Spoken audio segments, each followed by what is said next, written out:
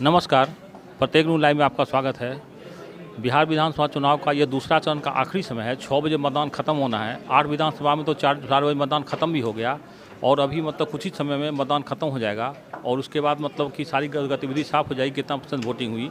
लेकिन अभी तक जो वोटिंग जो कम हुई है और मतलब उस पर हम अभी जानेंगे मतलब बिहार के मुख्य चुनाव HR श्रीनिवासन से कि क्यों ऐसा चीज़ हुआ है। सर, इस चुनाव में मतलब कि पटना में वोटिंग बहुत कम हुई, क्या कारण है सर इसका? देखिए, हम लोग तो सारे इंतज़ाम तो किए हैं। हमने systematic voter education and electoral participation के तहत जो जागरूकता फैलाने के लिए जो मल्टी मोड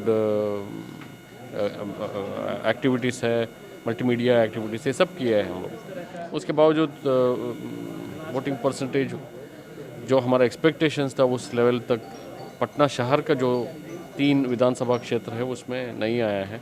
अभी भी समय है।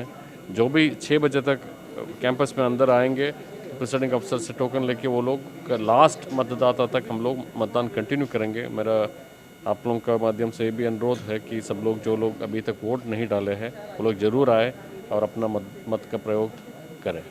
सर, मतदान शांतिपूर्ण है, कहीं कौन सा अप्रिय घटना की भी खबर है?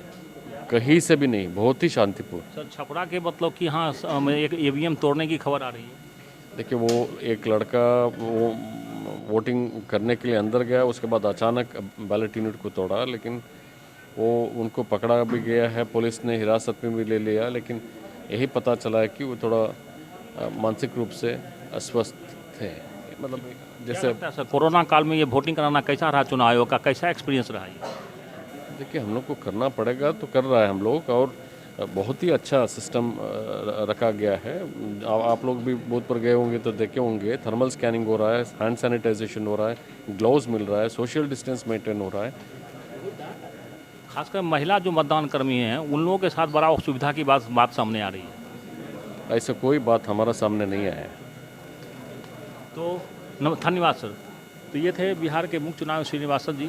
हम लॉ एंड ऑर्डर पे हम जानेंगे यहाँ पे हमारे हेडक्वार्टर के मतलब कि बिहार मुख्यालय के ADJ जितेंद्र कुमार भी मौजूद हैं। हम इनसे 2 लाइन जानना चाहेंगे।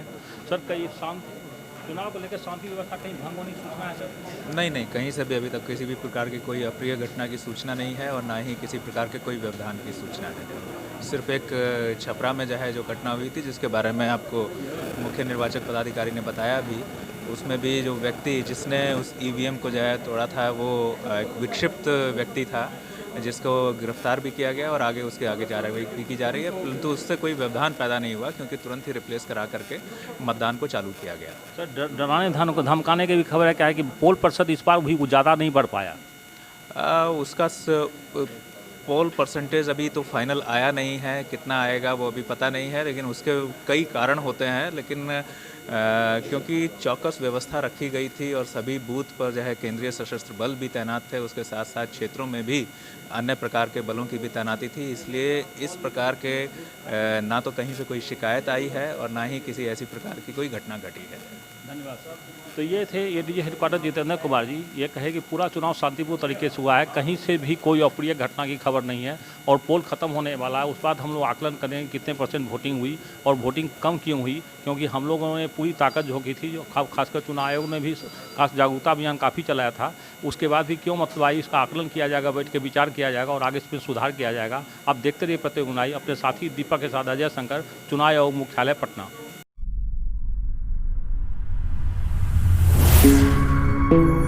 Thank you.